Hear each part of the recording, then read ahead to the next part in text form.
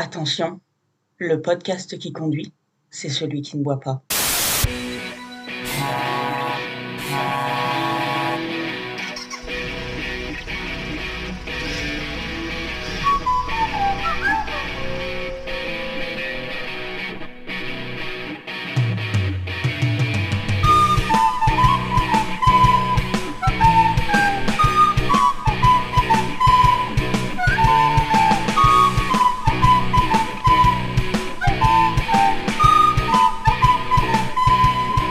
Bonjour et bienvenue dans le PMU de Fourchette, le bar où l'on étanche notre soif de savoir et où l'on discute des vrais sujets avec Fraise Coucou.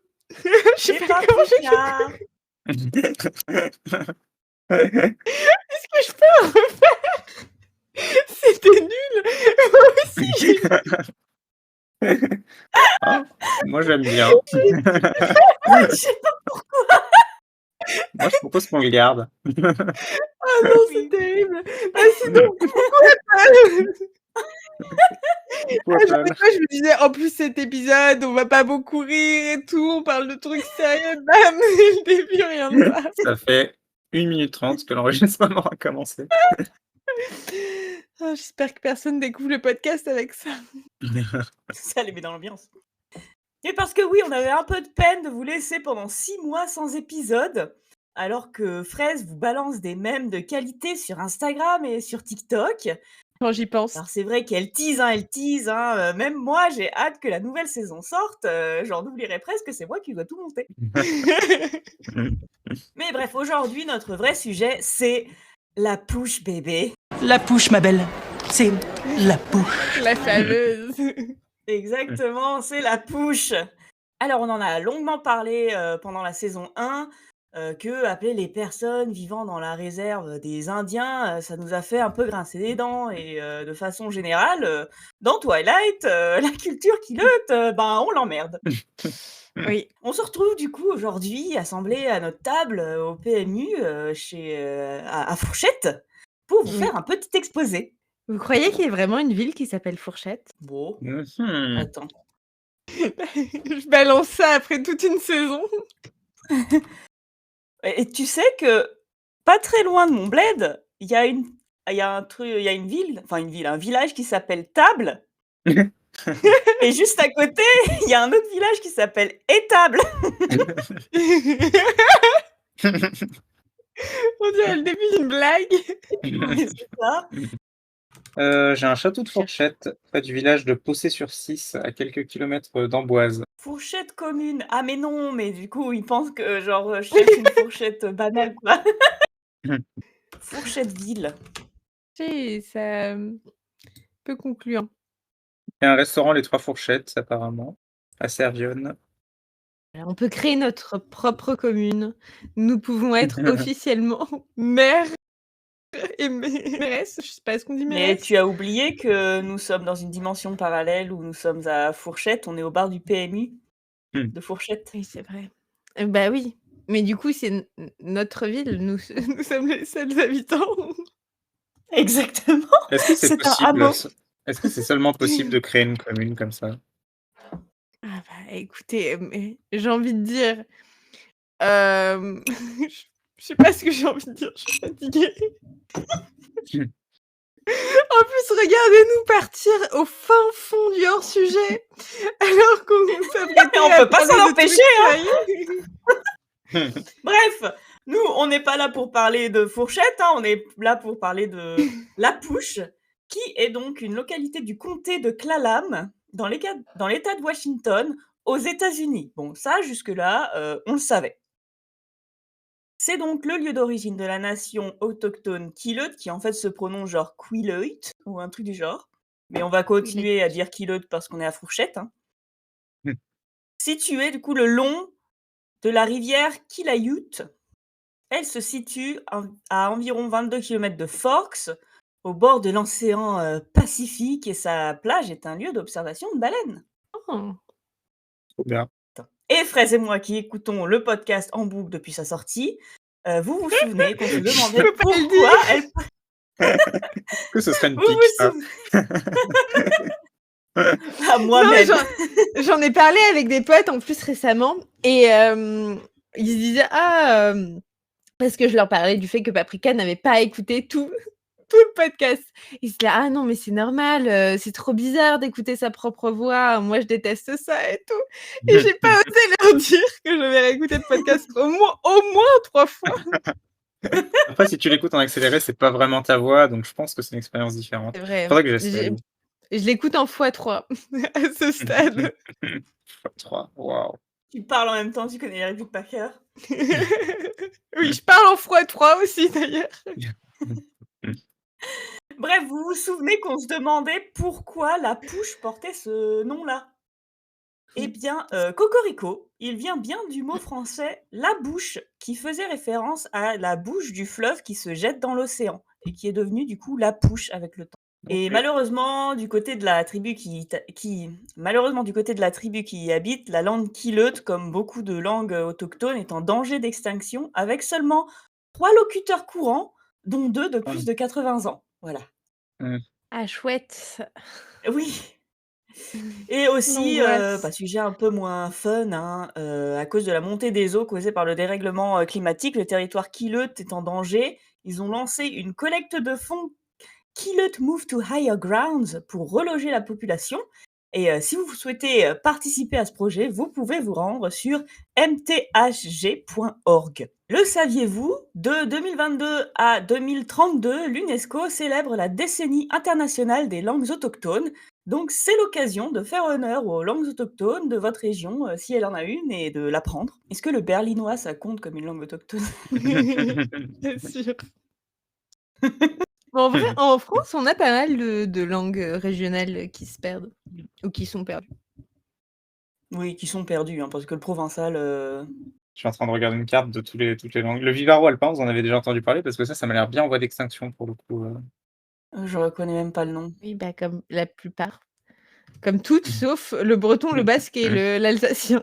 Bref, mais pour plus d'informations sur la tribu Quileute, hein, on vous invite fortement à vous rendre sur leur site officiel, hein, quileutenation.org, où j'ai vu qu'ils organisaient des espèces de journées portes ouvertes du 19 au 21 juillet.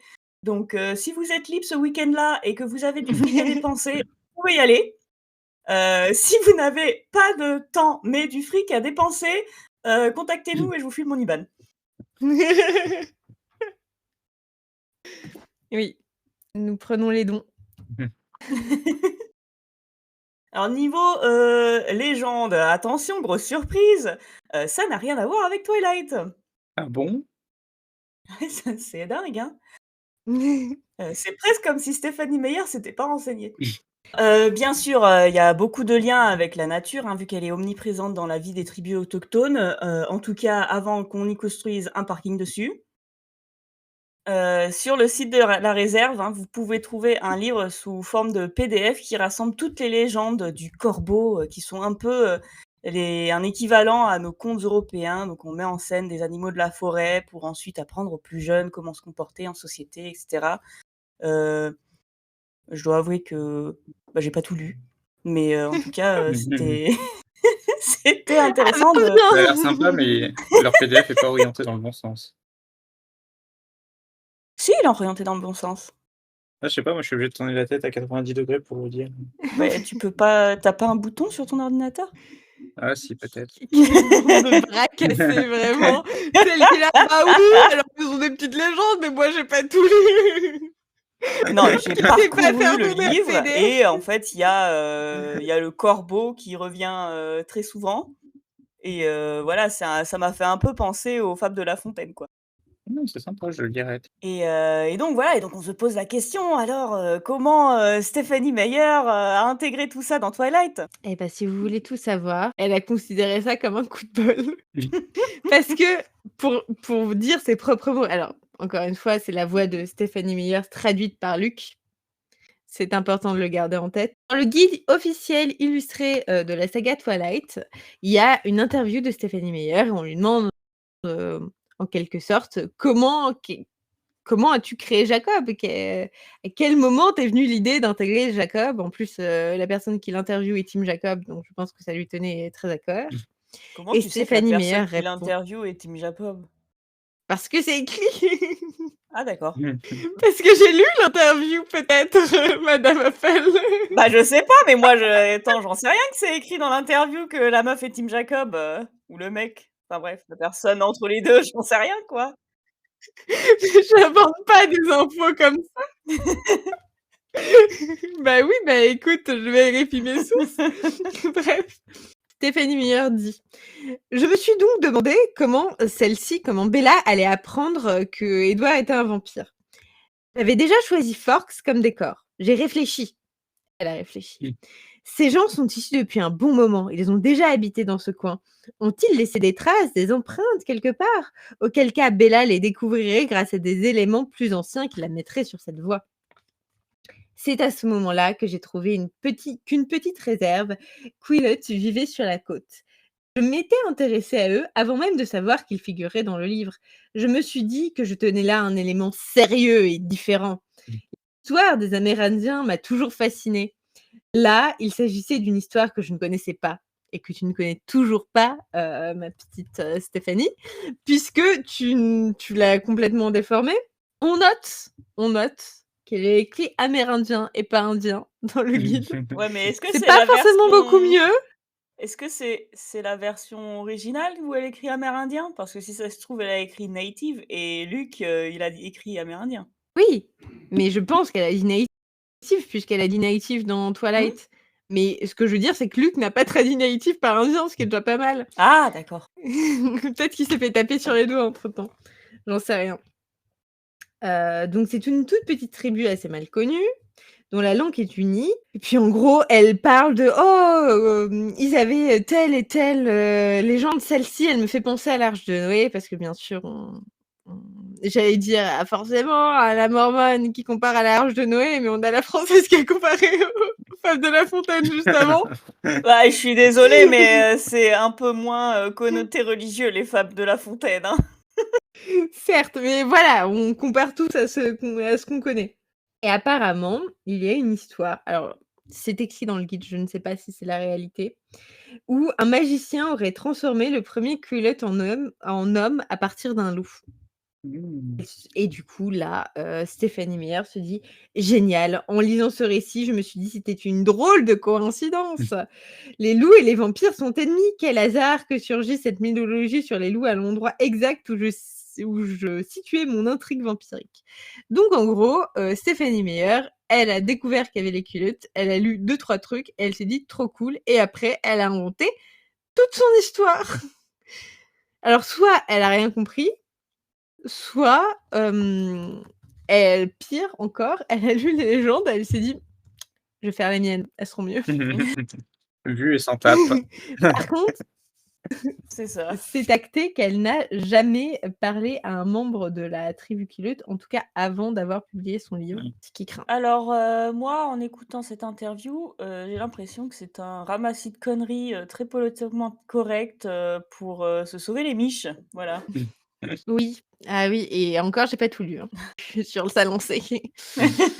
D'ailleurs, je ne crois alors j'ai regardé à peu près tous les onglets possibles du site de Stéphanie Meyer, j'ai absolument pas l'impression qu'à aucun moment elle pourrait, avec, sa renommée, genre faire un petit coup de pouce à la tribu Quillot, du coup, et faire un petit lien en mode: «Hey, ils sont au risque de tous mourir à cause d'un tsunami, déjà qu'ils sont que 300, allez leur faire un don.» Est-ce qu'elle leur a elle-même fait un don avec, tout l'argent qu'elle s'est fait sur leur cul? J'ai pas l'impression non plus, en tout cas, elle en a pas parlé. Oh bah, si elle l'avait Enfin, fait le don, on en entendrait parler encore, enfin, tu vois? j'imagine. Nous avons une très haute opinion de Stéphanie Meyer ici. Alors que nous aussi, on se fait de l'argent sur son cul. Pas encore, peut-être un jour, sans doute pas. En tout cas, on rigole bien sur son cul. Mais elle est friquée, c'est différent. C'est vrai, c'est vrai. Ouais, Et je suis en c'est train pas de une regarder, minorité. je regarde ses articles de blog, mais effectivement, il y a rien du tout, hein. Ah bah, elle s'en branle. Ouais. Par contre, elle a attrapé le Covid en 2020 apparemment, mais elle s'en est remise. Oui, bah, écoute, qui c'est qui a pas chopé le Covid en 2020? Elle est pas spéciale, hein. Moi, j'ai attrapé le Covid qu'en 2022, pas avant. Il a fini par avoir ta peau. Oui, mais c'était un variant, c'est pour ça. Alors, on s'est aussi posé la question, hein, pendant, l'épisode où on se disait, «Comment s'appelle la push?» On s'est dit: «Mais comment on parle, les personnes, comment bah, voilà, les on dit indien, ça se dit pas, amérindien, c'est pas ouf, native, on va pas dire natif en français, c'est enfin, quoi qu'on pourrait, hein, la langue, J'ai déjà grandit, entendu, avec, américain natif. ouais, mais c'était un anglicisme. Enfin, je l'ai déjà entendu ou lu quelque part, en tout Et bref, j'ai fait mes petites recherches et donc tous les articles que j'ai trouvés qui parlaient des personnes natives d'Amérique en Guyane française utilisaient l'expression amérindien. Mais, est-ce que la France est un exemple, quand il s'agit, de parler des populations, des territoires d'outre-mer? Je ne sais pas. Pas nécessairement. Donc voilà, hein, à prendre avec, un grain de sel, comme disent nos amis québécois, vers qui je me suis tournée. Hé hé. Transition, hyper fluide, hein. Et donc je me suis tournée vers eux pour 2 raisons. Alors d'abord, évidemment, il y a la région québécoise où le français, est plus parlé, que dans les autres régions et deuxièmement, c'est le pays francophone le plus proche des États-Unis culturellement. Oui. États-Unis, sainte terre, de Bella Swan. Effectivement. Mais non, je vais me sentir obligée de le dire à chaque fois. Chaque fois que je parle des États-Unis, je vais rajouter Sainte Terre de Bella Swan juste après. On revient sur les idées de pèlerinage qu'on avait eues. Même si, globalement, on devrait dire Sainte Terre de Jacob Black, ce serait encore plus juste. Mmh. Pour revenir à tous les problèmes de colonialisme. Alors je suis obligée d'expliquer ma blague, mais les mormons, ils pensent que la terre sainte, c'est les États-Unis, que c'est pas, genre la terre d'Israël. Voilà. Genre Jérusalem, ils s'en tapent.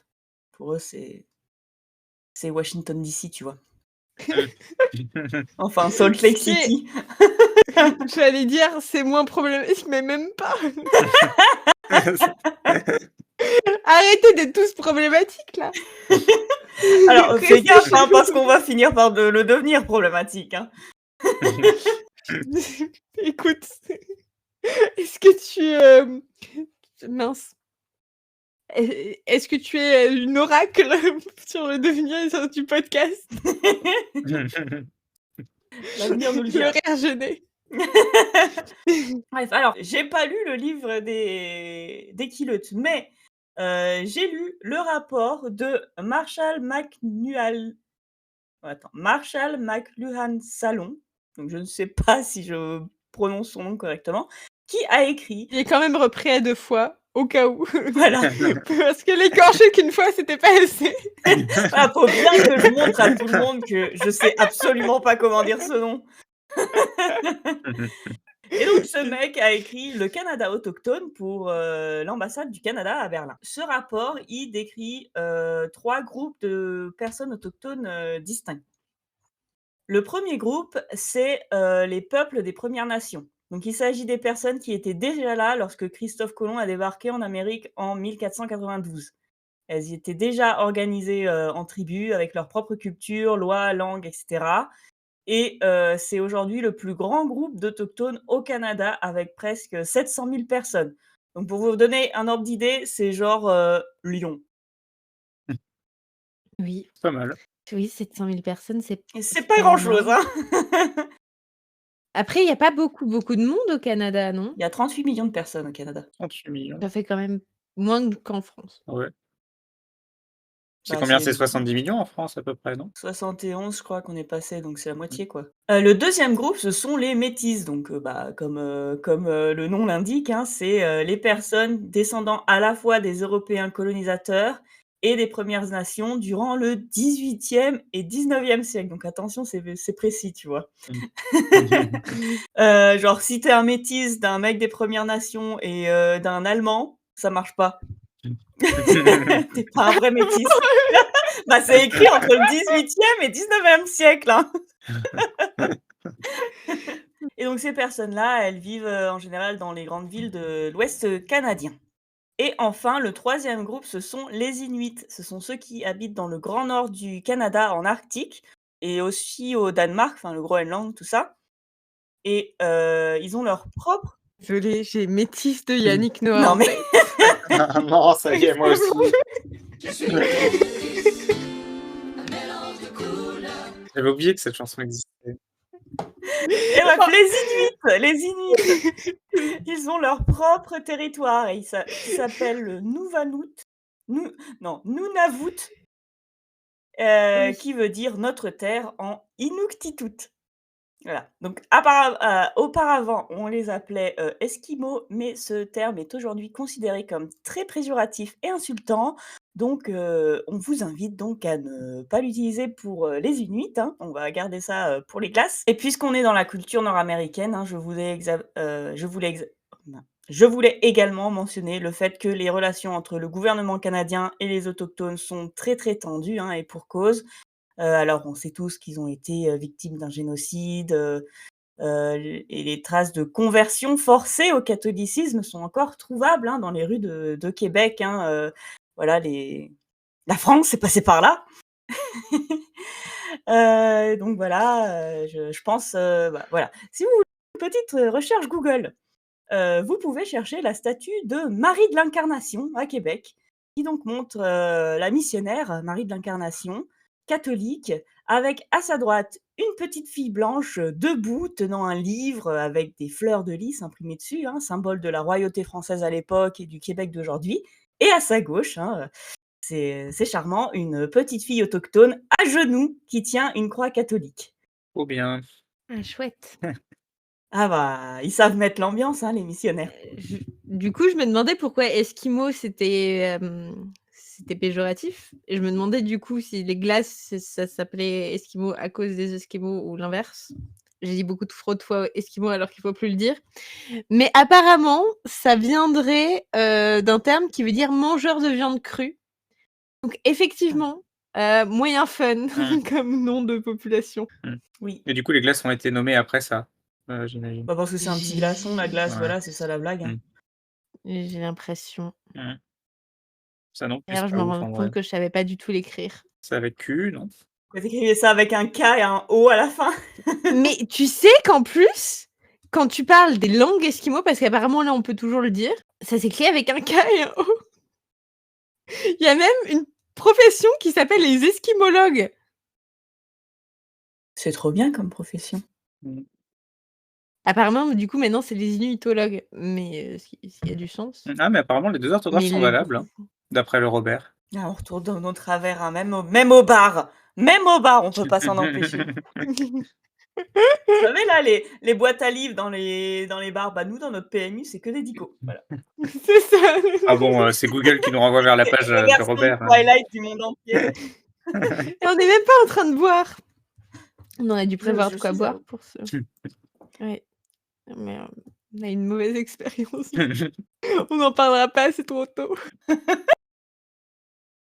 Bref, attends, je rigole, mais franchement, il est pas drôle du tout, mon paragraphe. Les autochtones ont C'est nerveux. Ça m'a fait rire du coup. Tu sais, on essaye de parler de génocide et tout, on est mort de rire. T'as raison, on va se faire cancel. et surtout qu'en fait, les autochtones, bon, j'ai pas fait de recherche sur les États-Unis, mais en tout cas, au Canada, ils ont été, victimes du génocide pendant encore plus longtemps qu'on le pense, puisque, 600 restes d'enfants ont été retrouvés en 2021 dans un ancien pensionnat pour autochtones qui était actif jusque dans les années 70. Ah ouais, la vache. J'en ai entendu parler. Ouais. Je savais C'est pas. terrible. Oui. 70, c'est super récent, quoi. Oui, c'est genre il y a 50 ans, et le pire, c'est que tu vois, je parlais à une copine québécoise qui, elle, était enfant genre dans les années 80-90 et elle disait qu'elle, elle en entendait jamais parler, quoi. Donc il y a vraiment un manque de comment dire? De Communication. genre, personne n'en parle, Ouais. quoi. Voilà, un manque de communication et en parlant du manque de communication, les femmes autochtones sont plus régulièrement victimes de kidnapping et d'assassinat et elles reçoivent pas le même traitement, médiatique, et policier que les femmes blanches, hein, le fameux, Ouais.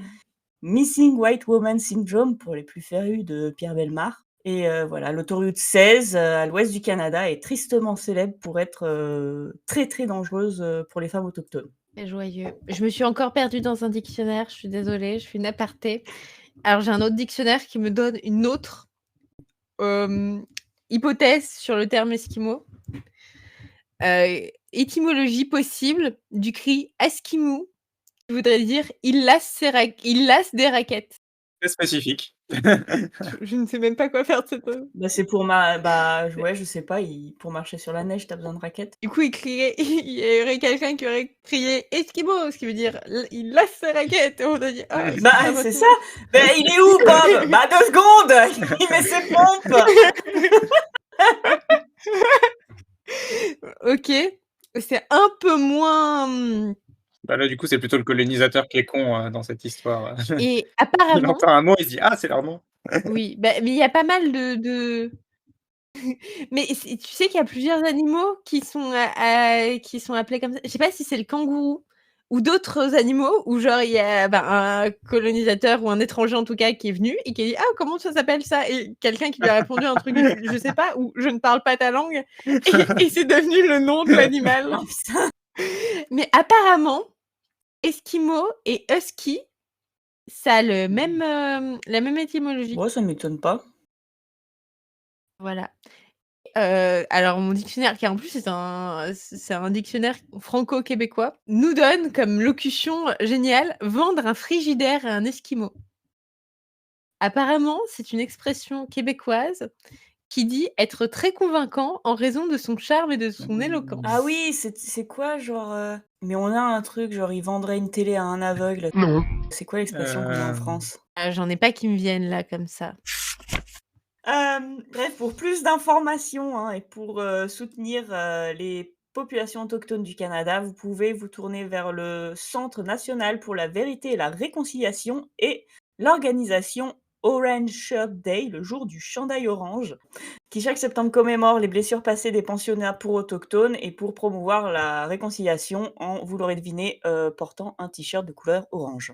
Et bien sûr, hein, cela, tombe sous le sens, mais ça ne coûte rien de le rappeler, hein. Si un jour vous êtes en contact avec une personne autochtone, hein, que ce soit dans la vraie vie ou sur internet, hein, nous vous invitons à s'adresser avec elle avec respect et gentillesse, à respecter sa langue, sa culture, ses traditions et en fait ça s'applique à peu près, à, toutes les personnes que vous rencontrez dans votre vie, hein. Et pour en revenir à Twilight, on peut donc conclure, hein, si on se base de la logique, de ce rapport québécois, que les Quilotes sont donc des autochtones des Premières Nations. Oui. Et Prends des notes, Luc. et si jamais un jour vous écrivez un livre avec des personnages autochtones dedans, ne faites pas comme Stephanie Meyer, hein. Si vous voulez intégrer des tribus qui existent vraiment, allez à la rencontre des gens et intéressez-vous à leur culture en profondeur. N'hésitez pas à demander à quelqu'un de la tribu si ce que vous racontez est correct et respectueux. Et si vous voulez leur donner des pouvoirs magiques, eh ben, créez une tribu qui n'existe pas, tout simplement, hein. La fiction Oui. est faite pour ça. Mmh.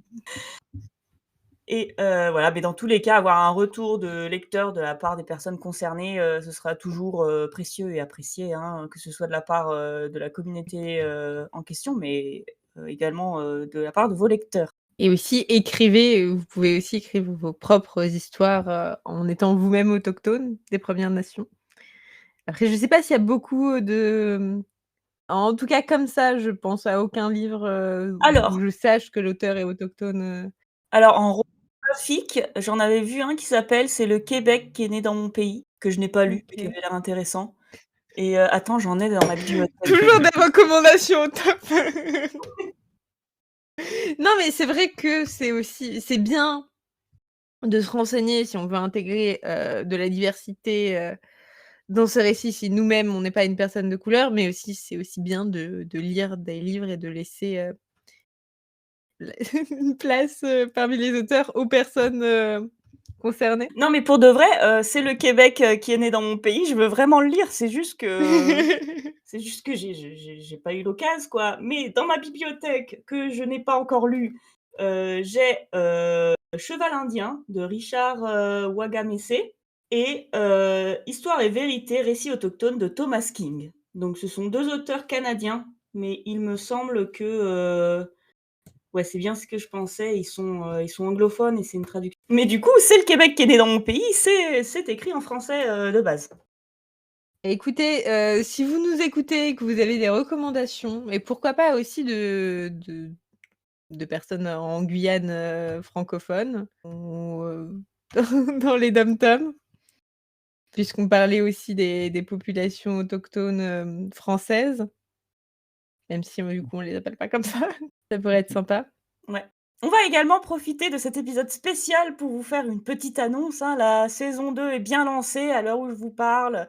Nous avons enregistré 15 épisodes sur 32 et on avance à un bon rythme. Donc si toutes les étoiles sont alignées correctement, vous devriez avoir une saison toute fraîche d'ici l'automne prochain.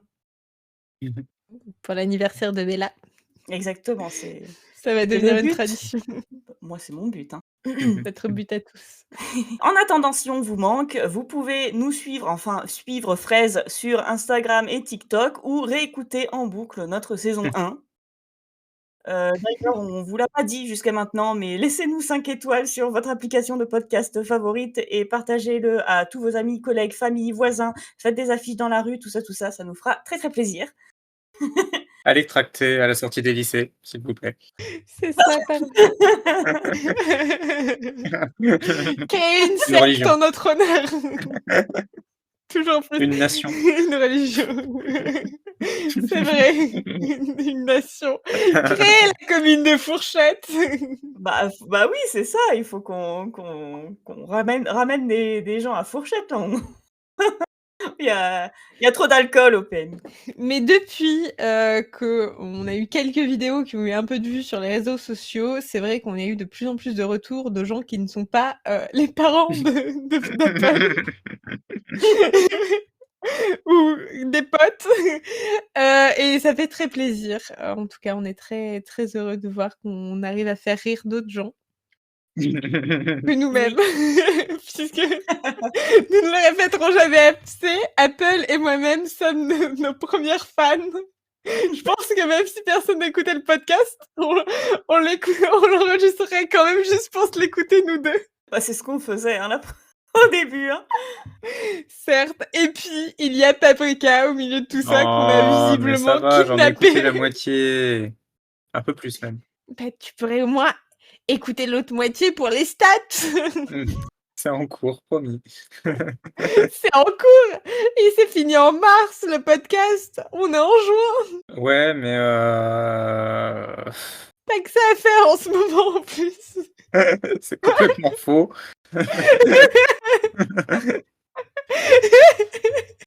Non, mais je peux toujours le mettre pendant mon sommeil dans des écouteurs, comme ça j'écoute la nuit, je fais des jolis rêves. Comme c'est quoi? Se rêver de nos belles voix. C'est ça. Les phrases d'affirmation, là. Non, mais Donc, tu dis oui. t'as pas de pote, tu parles à ChatGPT, écoute-nous. On te tiendra compagnie. C'est ça. Les rires gênés, on va vraiment penser qu'on te force à être là. Ouais, Non. oui, donc voilà, donc on vous remercie, hein, d'écouter notre podcast si fidèlement. Ce qui, personnellement, m'étonne tous les jours, étant donné que nous n'avons pas sorti d'épisode depuis fin mars. C'est ça. Et on n'a jamais eu autant d'auditeurs que maintenant. Oui, donc on espère que ce premier rassemblement au PMU vous a plu, que vous avez appris des choses. Et on vous retrouve dans quelques mois pour le premier épisode de la saison 2 qui sera donc sur Midnight Sun. Ce n'était pas un rire, c'était un pleur. Et sinon, sur une note plus sérieuse, allez sur le site de Quillet Nation. Renseignez-vous. Si vous êtes fan de Twilight, je pense que c'est un peu notre devoir citoyen. Parce que c'est vrai que la tribu, finalement, elle a eu autant de bien que de mal par rapport à Twilight, parce que beaucoup de fausses idées propagées, mais ça leur a aussi permis d'avoir de la visibilité, des dons. Donc, essayons de au moins réparer les torts de Stephanie Meyer en cultivant la partie positive de tout ça, ce qui est de leur apporter un peu plus de visibilité et d'argent. et de les sauver des tsunamis. J'ai pas entendu ce que t'as dit, Apple. J'ai dit oui. Elle a dit oui, vous l'entendez? Il faut y aller. Comment on conclut? T'as quelque chose à dire, toi, Paprika? Au revoir. Et puis là, la Marseillaise, et puis on se barre comme. C'était qui? C'était Giscard, c'est ça? Bon, on espère. Si moi j'ai un truc à dire. Oui. Donc on tente un nouveau format du coup pour avoir des épisodes à sortir entre les saisons. Dites-nous ce que vous en pensez. Dites-nous si vous voulez en avoir sur d'autres, si c'est moins fun que d'habitude, si c'est aussi fun que d'habitude, si c'est plus fun que d'habitude, enfin. Oui. Laissez-nous des commentaires, envoyez donc des messages, ça nous fera plaisir. Même si vous nous dites qu'on est nuls. Enfin, je sais pas, personne nous a dit qu'on est nuls pour l'instant. Bah, mettez les formes, quoi. Voilà. Peut-être qu'ils l'ont pensé très fort. Je sais qu'il y a des gens qui nous ont mal notés sur Spotify, mais on n'a jamais eu de retour. C'est tout dans le dos, quoi. Personne vient nous le dire en face. Presque il pleure depuis 3 mois parce qu'on a eu notre premier 1 étoile. C'est quelqu'un qu'on connaît en plus. Bah, c'est possible. Ça Non, serait mais pire. que t'aies pas aimé, je comprends. Dis-nous pourquoi, qu'on puisse au moins s'améliorer. On dirait une meuf qui vit mal une rupture, quoi. Non, mais complètement. Aide-moi au moins à être mieux pour le prochain. Qu'est-ce que j'ai fait de mal? Et puis après, ils vont me dire non, mais c'est pas toi, c'est moi. Ah, franchement, je n'ai pas loin. Non, mais c'est pas vous, c'est moi qui ai pas Twilight.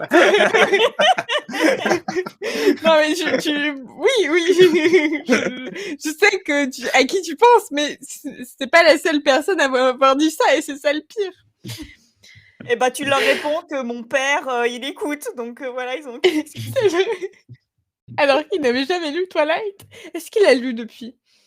Alors, il m'a dit qu'il avait essayé d'écouter le livre audio, parce qu'il aime beaucoup les livres audio, mon père, mais que notre podcast, il était mieux parce que le livre, il est chiant. À la fois, ça me fait de la peine pour Maya Baran, à la fois, je suis contente.